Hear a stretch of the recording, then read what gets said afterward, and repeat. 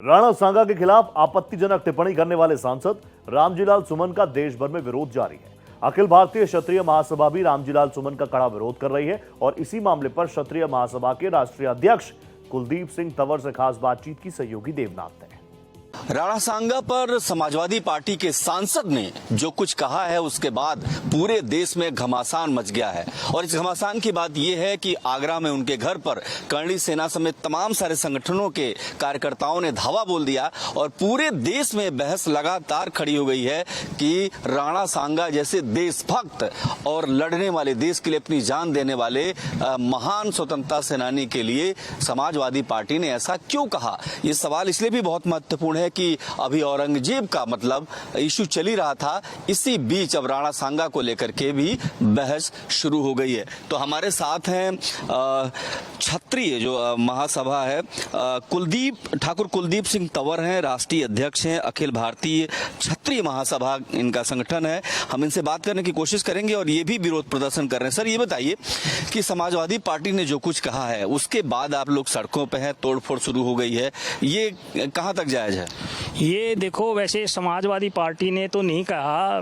जो रामजीलाल सुमन है, संसद सदस्य हैं, 2 बार एमपी भी रहे हैं, उन्हें तुच्छ मानसिकता से, घिनौनी अपनी हरकत से ये राणा सांगा के बारे में, जो कि एक महान सम्राट, महान पराक्रमी, सूरवीर और इतने महान योद्धा थे जो कि सर्व समाज के लिए अपना उन्होंने सब कुछ न्योछावर कर दिया।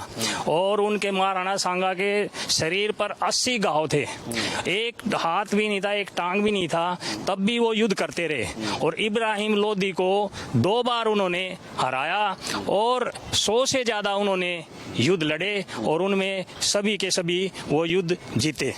नहीं, सवाल इस बात का है कि इसमें कोई दो राय नहीं है कि इन प्रतीकों का बहुत महत्वपूर्ण है और निश्चित तौर पर जो कुछ भी उन्होंने कहा है वो ठीक नहीं है, लेकिन तोड़फोड़ हो रहा है, सब कुछ हो रहा है, उसका क्या मतलब है? देखो, किसी चीज का एक्शन का रिएक्शन तो होता ही है और यदि किसी समाज के प्रति इतनी घृणा भावना एक संसद सदस्य की है, जो कि एक बिल्कुल अनपढ़ की तरह, गवार की तरह उन्होंने अपना वहाँ पे राणा सांगा को एक गद्दार बोला है।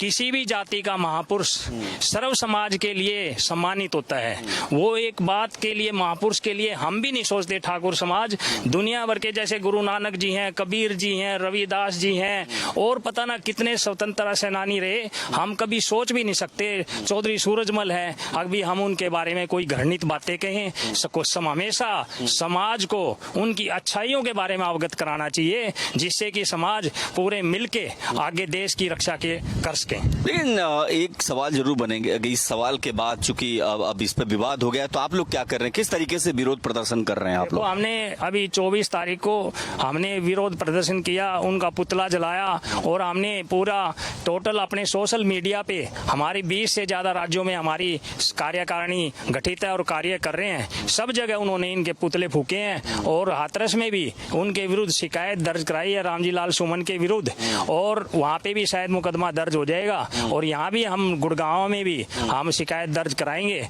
और प्रधानमंत्री को भी हम पत्र लिखेंगे भी ऐसा कानून बनाया जाए जिससे कि कोई भी, किसी भी पार्टी का संसद सदस्य, फ्री स्पीच का ये मतलब नहीं है कोई भी वो उसके विरोध में या उसकी कोई भी गलत भाषा का इस्तेमाल ना करे तो उसकी संसद सदस्यता इमीडिएटली एकदम से खत्म हो। लेकिन एक सवाल ये मैं जरूर आपसे पूछूंगा कि आखिर समाजवादी पार्टी के सांसद ने इस तरीके का बयान क्यों दिया? आपको क्या लगता है, क्या कोई राजनीतिक लाभ पाना चाह रहे थे या फिर सच में उन्होंने इतिहास ही तो कहा? उनका तो कहना है कि हमने इतिहास दोहराया है, जो सच है वही कहा है। ये इतिहास में बिल्कुल भी सच नहीं है। जिस आदमी ने, जिस महाराणा सम्राट ने, वीर शिरोमणि ने इब्राहिम लोदी को 2 बार हरा दिया है और बाबरनामा में भी ये नहीं लिखा हुआ कहीं भी अगर उसको बुलाया गया है। बाबर अपना आक्रमणकारी था, आक्रांता था और उन्होंने, महाराणा सांगा ने बाबर से भी देश की रक्षा करी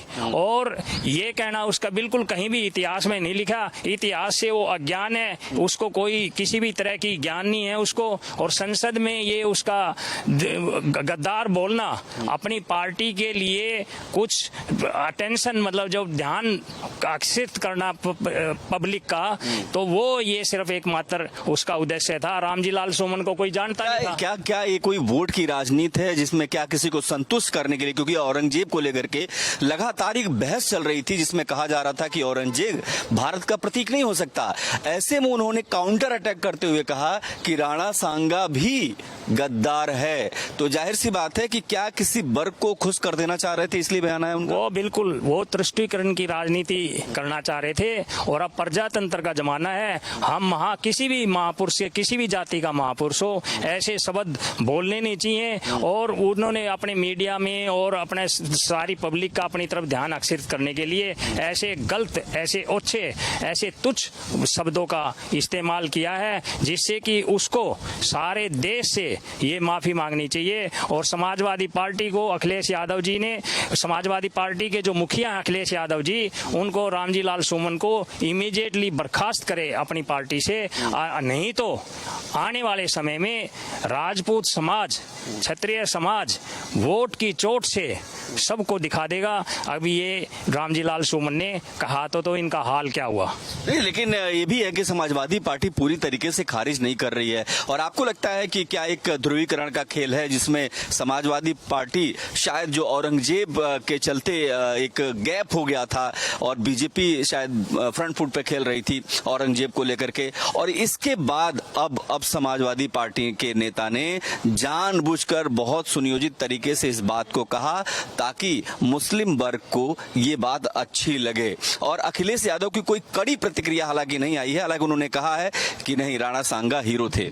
नहीं, समय रहते अखिलेश यादव जी ने इस चीज के लिए खेद प्रकट कर देना चाहिए, माफी मांगनी चाहिए। और रामजी लाल सुमन को, संसद सदस्य को जल्दी से जल्दी एकदम बर्खास्त कर देना चाहिए। ये कोई तुष्टीकरण की राजनीति, मुसलमान भी कोई राजपूत के विरुद्ध नहीं है। ये सब एक उनकी मानसिकता है, ये सोच उनकी छोटी सोच दर्शाती है। अभी मुस्लिम हिंदू ये कोई ऐसा नहीं है, मुस्लिम भी देशभक्त है, हम भी देशभक्त हैं। तो ये महापुरुषों के लिए, चाहे वो मुस्लिम के महापुरुष हो, चाहे हमारे हिंदू के महापुरुष हो, हमारी किसी भी जाति के महापुरुष हो, वो सब के सब सर्व समाज में सम्मानीय होते हैं। और मेवाड़ की धरती तो ऐसी है कि सर्व समाज के लिए उन्होंने सब कुछ न्यौछावर कर दिया, अपना बलिदान दे दिया, किले न्यौछावर कर दिए। और उनकी रानियों ने 16-16 हजार रानियों ने 1 मिनट गवाए अपनी बलिदान कर दिया देश के लिए सुप्रीम। तो ऐसे ऐसे संसार में कहीं भी वाकया नहीं मिलेगा। मेवाड़ तो ऐसी धरती है जिसके लिए रामजी लाल सुमन ने अपनी बिल्कुल गिरी हुई हरकत से ये शब्द राणा सांगा के बोले हैं। इसमें कोई दो राय नहीं कि राजस्थान का जो इतिहास रहा है और त्याग का रहा है, बलिदान का रहा है और सर्वोच्च बलिदान का रहा है। और यही वजह है कि देश आज गुस्से में है कि आखिर राणा सांगा जैसे महान प्रतापी राजा के लिए इस तरीके की बातें समाजवादी पार्टी के लीडर क्यों कर रहे हैं। ये सवाल इसलिए भी बेहद महत्वपूर्ण है कि क्या राजनीति इतने निचले पायदान पर आकर गिर जाएगी जहां पर राणा सांगा जैसे महाप्रतापी राजा के लिए इस तरीके की बातें होंगी। कैमरा पर्सन पवन शर्मा के साथ मैं देवनाथ, भारत एक्सप्रेस।